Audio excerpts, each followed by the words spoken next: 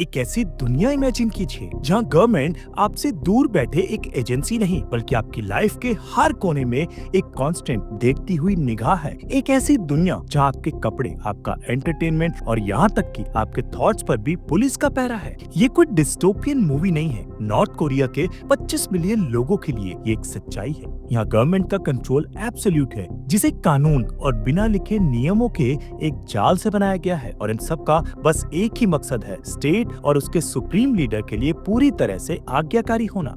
इन नियमों को तोड़ना चाहे अनजाने में हो या जानबूझकर ऐसे अंजाम ला सकता है जिसके बारे में बाहर की दुनिया सोच भी नहीं सकती। हम अभी 34 ऐसे शॉकिंग रूल से गुजरेंगे जिनके साथ नॉर्थ कोरियंस को हर दिन जीना पड़ता है। इनमें से कुछ अजीब हैं, कुछ कंट्रोल करने वाले और कुछ सच में डरावने हैं। जैसे जैसे हम आगे बढ़ेंगे आपको एक ऐसे सोसाइटी की तस्वीर दिखेगी जो डर, निगरानी और एक ऐसे कल्ट ऑफ पर्सनैलिटी पर टिकी है जिसकी बराबरी दुनिया में कहीं नहीं है। चलिए शुरू करते हैं। हम उन रूल से शुरू करेंगे जो ये तय करते हैं कि एक इंसान दिख भी कैसा सकता है। नॉर्थ कोरिया में आपका अपीयरेंस आपका अपना नहीं है, ये स्टेट की आइडियोलॉजी पर एक स्टेटमेंट है। नंबर 1, सरकारी हेयर स्टाइल। आपने शायद 28 गवर्नमेंट अप्रूव्ड हेयर स्टाइल्स की लिस्ट वाली वायरल स्टोरी देखी होगी, जबकि वो स्पेसिफिक लिस्ट शायद एक अफवाह है। सच इससे ज्यादा दूर नहीं है। बार्बर शॉप्स में स्टेट अप्रूव्ड हेयर कट्स के पोस्टर लगे होते हैं, लगभग 18 महिलाओं के लिए और 10 पुरुषों के लिए, और लोगों पर उन्हीं में से चुनने के लिए भारी दबाव डाला जाता है। कुछ भी जो फॉरेन या इंडिविजुअलिस्ट माना जाता है उसे नॉन सोशलिस्ट समझा जाता है। नंबर 2, लीडर को कॉपी मत करो। लेकिन एक हेयर कट है जो पूरी तरह से ऑफ लिमिट्स है, supreme leader Kim Jong Un का अनोखा स्टाइल, जबकि इसके खिलाफ कोई ऑफिशियल कानून नहीं है। उनके हेयर कट को या उनके फैशन जैसे उनके चौड़े पैंट्स या लेदर कोट्स को कॉपी करने की कोशिश को मजाक उड़ाना माना जाता है। ये अपमान का एक संकेत है जो आपको गंभीर मुसीबत में डाल सकता है। नंबर 3, ब्लू जीन्स नहीं पहन सकते। नॉर्थ कोरियन रेजिम के लिए ब्लू जीन्स से ज्यादा कुछ भी वेस्टर्न और खासकर अमेरिकन साम्राज्यवाद को नहीं दर्शाता। ये सख्ती से बैंड है। इन्हें पहनना दुश्मन कल्चर को अपनाना माना जाता है और ये मुश्किल में पड़ने का एक सीधा रास्ता है। हालांकि बॉर्डर के पास के इलाकों में इस नियम में कभी कभी ढील दी जाती है, पर ये ऑफिशियली एक प्रतिबंधित प्रतीक बने हुए हैं। नंबर 4, सनग्लासेस या पियर्सिंग्स नहीं। सनग्लासेस या किसी भी तरह की पियर्सिंग जैसे सिंपल एक्सेसरीज भी आमतौर पर बैंड है। इन्हें एक डेकेडेंट वेस्टर्न लाइफस्टाइल का प्रतीक माना जाता है। मकसद एक जैसा साधारण लुक लागू करना है जिसमें कोई भी विदेशी प्रभाव ना हो। हालांकि इसे कितनी सख्ती से लागू किया जाता है ये अनिश्चित है। नंबर 5, शादी के कपड़ों पर पाबंदी। यहाँ तक कि आपके सबसे पर्सनल दिन पर भी स्टेट का कहना चलता है। वेस्टर्न स्टाइल की सफेद वेडिंग ड्रेसेस पर भी भारी पाबंदी है। दुल्हनों से एक ट्रेडिशनल कोरियन ड्रेस पहनने की उम्मीद की जाती है जिसे चोसोन ओटी कहते हैं, जिसे उन्हें अक्सर अपने बड़े दिन के लिए रेंट पर लेना पड़ता है। नंबर 6, लीडर के पोर्ट्रेट्स लगाना है जरूरी। नॉर्थ कोरिया के हर घर और ऑफिशियल बिल्डिंग में पिछले लीडर्स किम इल संग और किम जोंग इल के पोर्ट्रेट्स लगाना कानूनन अनिवार्य है। ये सिर्फ तस्वीरें नहीं है, इन्हें पवित्र वस्तुओं की तरह ट्रीट किया जाता है। यहाँ तक कि स्पेशल टीम्स भी हैं जो घरों का इंस्पेक्शन करती हैं, ये सुनिश्चित करने के लिए कि पोर्ट्रेट साफ और बिल्कुल सही कंडीशन में रखे गए हैं। नंबर 7, पोर्ट्रेट को नुकसान पहुंचाना एक बड़ा अपराध है। क्योंकि पोर्ट्रेट्स पवित्र है, उन्हें किसी भी तरह से नुकसान पहुंचाना,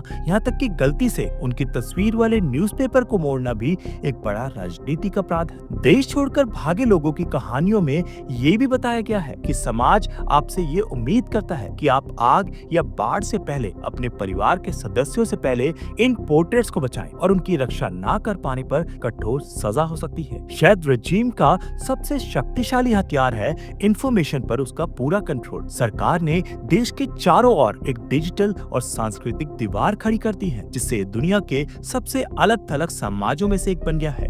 नंबर 8 पे है विदेशी मीडिया पर पूरा बैन। नॉर्थ कोरियंस के लिए कोई भी विदेशी मीडिया देखना, सुनना या रखना पूरी तरह से गैर कानूनी है। इसका मतलब है ना कोई हॉलीवुड मूवीज, ना इंटरनेशनल न्यूज और खासकर ना कोई साउथ कोरियन टीवी शोज या के पॉप। सरकार इन चीजों को एक जहर मानती है जो लोगों के दिमाग को खराब कर सकती है। नंबर 9, रिएक्शनरी थॉट कानून। 2020 में rejection of reactionary thought and culture act के साथ इसे और भी स्पष्ट कर दिया गया। ये कानून साफ करता है कि विदेशी मीडिया को ढूंढना, देखना या शेयर करना एक बड़ा अपराध है। सजा सजाएं बहुत कठोर है। कुछ मामलों में लेबर कैंप में सालों की सजा से लेकर पब्लिक एग्जीक्यूशन तक। खबरों के मुताबिक टीनेजर्स को सिर्फ एक साउथ कोरियन मूवी देखने के लिए 10 साल की कड़ी मेहनत की सजा सुनाई गई है। नंबर 10, साउथ कोरियन स्लैंग के लिए सजा। इंफॉर्मेशन की ये जंग और भी गहरी हो जाती है जब भाषा तक फैलती है। Pyongyang cultural language protection act south Korean slang का इस्तेमाल करने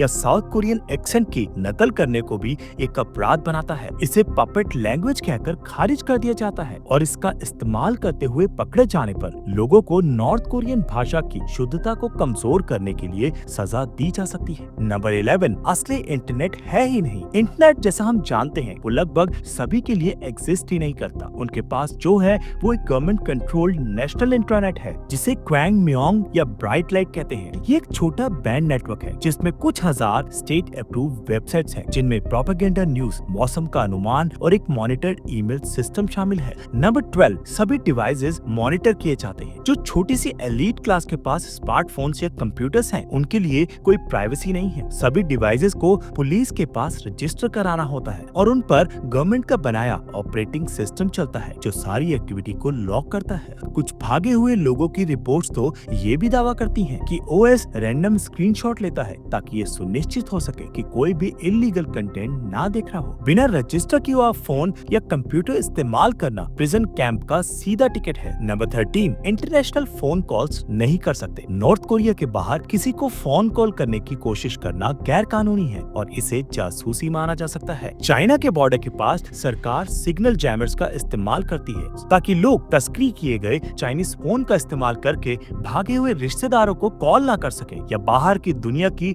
एक झलक न पा सके। नंबर 14, सिर्फ कुछ सरकारी टीवी चैनल्स बदलना भूल जाएं। सिर्फ मुट्ठी भर आमतौर पर 3 या 4 स्टेट रन टीवी चैनल्स हैं और वो सब एक ही चीज प्रसारित करते हैं, प्रोपेगेंडा। नेताओं की प्रशंसा करने वाले डॉक्यूमेंट्रीज और देश की कथित जीतों के बारे में खबरें। नॉर्थ कोरिया में पर्सनल चॉइस एक विदेशी कॉन्सेप्ट है। स्टेट डिसाइड करता है कि आप कहाँ रहेंगे, आप क्या काम करेंगे और यहाँ तक कि आपको क्या सोचना चाहिए। नंबर 15, आपकी जॉब आपको दी जाती है। नॉर्थ कोरिया में ड्रीम जॉब जैसी कोई चीज नहीं है। अपनी अनिवार्य मिलिट्री सर्विस पूरी करने के बाद नागरिकों को स्टेट द्वारा जॉब्स असाइन की जाती हैं। ये असाइनमेंट्स देश की जरूरतों और ज्यादा महत्वपूर्ण उनके परिवार की सोशल और पॉलिटिकल रैंकिंग पर आधारित होते हैं। आपकी बाकी की जिंदगी आप क्या करेंगे इसमें आपका लगभग कोई कहना नहीं होता। नंबर 16, अनिवार्य सेल्फ क्रिटिसिज्म सेशंस। हर हफ्ते नॉर्थ कोरियंस को सेल्फ क्रिटिसिज्म मीटिंग्स में जाना पड़ता है। इन सेशंस में लोगों को खड़े होकर अपनी गलतियों और उन तरीकों को कन्फेस करने के लिए मजबूर किया जाता है जिनमें वो स्टेट की आइडियोलॉजी से पीछे रह गए। फिर उनसे अपने कलीग्स और पड़ोसियों की आलोचना करने की उम्मीद की जाती है। ये सिस्टम हमेशा संदेह का माहौल बनाए रखता है और सुनिश्चित करता है कि कोई भी कभी किसी पर सच में भरोसा ना करे। नंबर 17, आप देश नहीं छोड़ सकते। एक नॉर्थ कोरियन नागरिक के लिए स्टेट की अनुमति के बिना देश छोड़ने की कोशिश करना सबसे बुरे अपराधों में से एक है। इसे देशद्रोह माना जाता है। पकड़े जाने पर उन्हें टॉर्चर, पॉलिटिकल प्रिजन कैंप में उम्र कैद या यहाँ तक कि पब्लिक एग्जीक्यूशन का सामना करना पड़ता है। नंबर 18, देश के अंदर भी ट्रैवल रिस्ट्रिक्टेड है। आप अपने ही देश में आजादी से घूम भी नहीं सकते। किसी दूसरे प्रांत में परिवार से मिलने या राजधानी प्योंगयांग जाने के लिए आपको अपने काम और स्थानीय अधिकारियों से एक स्पेशल ट्रैवल परमिट की जरूरत होती है। ये मिलना मुश्किल होता है और अक्सर मना कर दिया जाता है जिससे लोग अलग थलग और कंट्रोल करने में आसान रहते हैं। नंबर 19, सिंगल कैंडिडेट इलेक्शंस में वोटिंग जरूरी है। 17 साल और उससे ज्यादा उम्र के सभी के लिए वोटिंग अनिवार्य है, लेकिन ये एक चॉइस नहीं है। हर पद के लिए बैलेट पर सिर्फ एक ही कैंडिडेट होता है जिसे पहले से ही रूलिंग पार्टी ने चुना हुआ होता है। इलेक्शन असल में वफादारी दिखाने का एक सार्वजनिक अनुष्ठान है और सरकार को सेंसस करने की अनुमति देता है जिससे उन लोगों की पहचान आसानी से हो जाती है जो नहीं आए। वोट ना देना देशद्रोह का काम माना जाता है। नंबर 20, कोई धार्मिक आजादी नहीं। देश का संविधान टेक्निकल रूप से कहता है कि यहाँ धार्मिक आजादी है, लेकिन सच्चाई इसके बिल्कुल विपरीत है। स्टेट किसी भी असली धार्मिक प्रथा को क्रूरता से दबाता है। सिर्फ एक ही विश्वास प्रणाली की अनुमति है, वो है स्टेट की ज्यूश आइडियोलॉजी और किम परिवार की पूजा। बाइबल के साथ पकड़े जाने या क्रिश्चियनिटी का अभ्यास करने पर आपको गिरफ्तार, टॉर्चर और प्रिजन कैंप भेजा जा सकता है। नंबर 21, कोई प्राइवेट प्रॉपर्टी नहीं। कानूनी तौर पर नॉर्थ कोरिया में सारी प्रॉपर्टी स्टेट की है, जबकि ब्लैक मार्केट्स के एक नेटवर्क ने एक ऐसा सिस्टम बना दिया है जहां लोग एक तरह से अपने घरों के मालिक हो सकते हैं। सरकार अभी भी किसी की भी प्रॉपर्टी को किसी भी समय किसी भी कारण से बिना किसी कानूनी लड़ाई के जब्त कर सकती है। नंबर 22, अनिवार्य वॉलंटियर लेबर। जबरन मजदूरी रोजमर्रा की जिंदगी का हिस्सा है। नागरिकों, जिनमें बच्चे भी शामिल हैं, को उनके काम और स्कूल से वॉलंटियर प्रोजेक्ट्स के लिए लगातार खींच लिया जाता है, चाहे वो खेती हो, निर्माण हो या सड़क का काम। इसे एक देशभक्ति का कर्तव्य बताया जाता है, लेकिन ना कहना कोई ऑप्शन नहीं है। पूरा समाज एक ऐसे सिस्टम से बंधा हुआ है जो लोगों को झुकने के लिए, डराने के लिए डिजाइन किया गया है। सजाएं सिर्फ व्यक्ति के लिए नहीं है, वो सभी दूसरों के लिए एक चेतावनी है। नंबर 23, 3 पीढ़ियों के सजा के नियम। ये शायद सबसे भयानक नियम है। ये सामूहिक सजा की एक नीति है। अगर आप किसी गंभीर राजनीतिक अपराध के दोषी पाए जाते हैं तो आपके पूरे परिवार, माता पिता, भाई बहन और बच्चों को आपके साथ एक पॉलिटिकल प्रिजन कैंप में भेजा जा सकता है। इसका मतलब है कि एक व्यक्ति का अपराध उसके पूरे परिवार को पीढ़ियों तक बर्बाद कर सकता है। नंबर 24, मुखबिरों का एक बड़ा नेटवर्क। स्टेट की सिक्योरिटी सर्विसेज एक बड़ा नेटवर्क चलाती हैं, जिनमें मुखबिरों को या तो पैसे दिए जाते हैं या उन्हें अपने पड़ोसियों, दोस्तों और यहाँ तक कि परिवार के सदस्यों पर जासूसी करने के लिए मजबूर किया जाता है। खाने की कमी के बारे में शिकायत करने वाली एक भी बात रिपोर्ट हो सकती है, जिससे जांच और गिरफ्तारी हो सकती है। नंबर 25, मनमाना न्याय। कानूनी व्यवस्था एक दिखावा है। ड्यू प्रोसेस जैसी कोई चीज नहीं है और दोष किसी भी ट्रायल से बहुत पहले तय कर लिया जाता है। आपकी सजा अक्सर उस अपराध से कम लेना देना रखती है जिसका आप पर आरोप है, और आपके परिवार की रेजिम के प्रति वफादारी से ज्यादा। नंबर 26, पॉलिटिकल प्रिजन कैंप्स का अस्तित्व। नॉर्थ कोरिया भयानक पॉलिटिकल प्रिजन कैंप्स या क्वैनलिसो की एक श्रृंखला चलाता है। अनुमान है कि 80,000 से 1,20,000 लोग इन कैंप्स में फंसे हुए हैं, जहां उन्हें भूखमरी, टॉर्चर और इतनी कठोर जबरन मजदूरी का सामना करना पड़ता है कि कई लोग बीमारी, कुपोषण या मौत की सजा से मर जाते हैं। Number 27, public executions. ये सुनिश्चित करने के लिए कि डर हर जगह फैला हो, स्टेट अभी भी पब्लिक एग्जीक्यूशंस करता है। पूरे समुदायों को, कभी कभी बच्चों सहित, ये देखने के लिए मजबूर किया जाता है कि लोगों को फैक्ट्री से चोरी करने, विदेशी फिल्में बांटने या अंधविश्वासी धार्मिक गतिविधियों में शामिल होने जैसे अपराधों के लिए मारा जा रहा है। नंबर 28, लीडर जैसा नाम रखने पर पाबंदी। जबकि इसकी कभी भी आधिकारिक घोषणा नहीं की गई है, देश के अंदर से आई कई रिपोर्ट्स दावा करती हैं कि नागरिकों को वर्तमान नेता के समान नाम रखने से मना किया जाता है। जोंग उन नाम के लोगों को कथित तौर पर कानूनी रूप से अपने नाम बदलने के लिए मजबूर किया गया था, ताकि ये सुनिश्चित हो सके कि नेता का नाम अनोखा और पवित्र बना रहे। नंबर 29, नेताओं का अपमान करना सबसे बड़ा अपराध है। किम परिवार के प्रति अपमानजनक माना जाने वाला कोई भी काम एक नॉर्थ कोरियन द्वारा किया जाने वाला सबसे बुरा अपराध है। ये नेता के बारे में मजाक करने से लेकर उसके चेहरे वाले न्यूज़पेपर पर बैठने तक कुछ भी हो सकता है। सजा हमेशा तेजी से और क्रूरता से दी जाती है। नंबर 30, मूर्तियों के सामने झुकना जरूरी है। नेताओं की विशाल मूर्तियां पूरे देश में हैं। जब नॉर्थ कोरियंस उनके पास से गुजरते हैं तो उनसे रुककर सम्मान दिखाने के लिए झुकने की उम्मीद की जाती है। टूरिस्ट को भी ऐसा ही करने के लिए कहा जाता है, और सही श्रद्धा ना दिखाने पर आप और आपके गाइड्स गंभीर मुसीबत में पड़ सकते हैं। नंबर 31, लीडर का कहा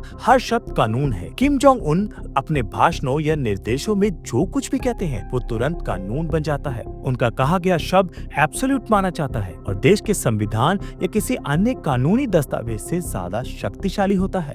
नंबर 32, टूरिस्ट पर हमेशा नजर रखी जाती है। जो कुछ बाहरी लोग यहाँ आते हैं उनके लिए आजादी का कोई भी एहसास एक भ्रम है। आप हर समय एक सरकारी गाइड के साथ रहते हैं। आपकी पूरी ट्रिप पहले से प्लान की जाती है और आप सिर्फ वही देखते हैं जो रजीम आपको दिखाना चाहती है। अपने आप से किसी आम नॉर्थ कोरियन से बात करने की कोशिश करना मना है। नंबर 33, लग्जरी गुड्स पर बैन। अंतर्राष्ट्रीय प्रतिबंधों और राज्य नीति के कारण लग्जरी गुड्स बैंड हैं। इसमें महंगी शराब, डिजाइनर कपड़े और फैंसी इलेक्ट्रॉनिक्स जैसी चीजें शामिल हैं। ये बैन एलीट क्लास को बहुत ज्यादा आलीशान जीवन जीने से रोकने के लिए है। हालांकि इनमें से कई चीजें अभी भी स्मगलिंग के जरिए अंदर आ जाती हैं। नंबर 34, जबरन स्थानांतरण। स्टेक आपको और आपके पूरे परिवार को किसी भी समय देश के दूसरे हिस्से में जाने के लिए मजबूर कर सकता है। इसे अक्सर एक सजा के रूप में इस्तेमाल किया जाता है, जिससे लोगों को एक शहर के आरामदायक जीवन से एक कठोर ग्रामीण खेती समूह में भेजा जाता है, ताकि असंतोष को कुचला जा सके और सामाजिक संपर्क तोड़े जा सके। 34 नियम हर एक स्टेट द्वारा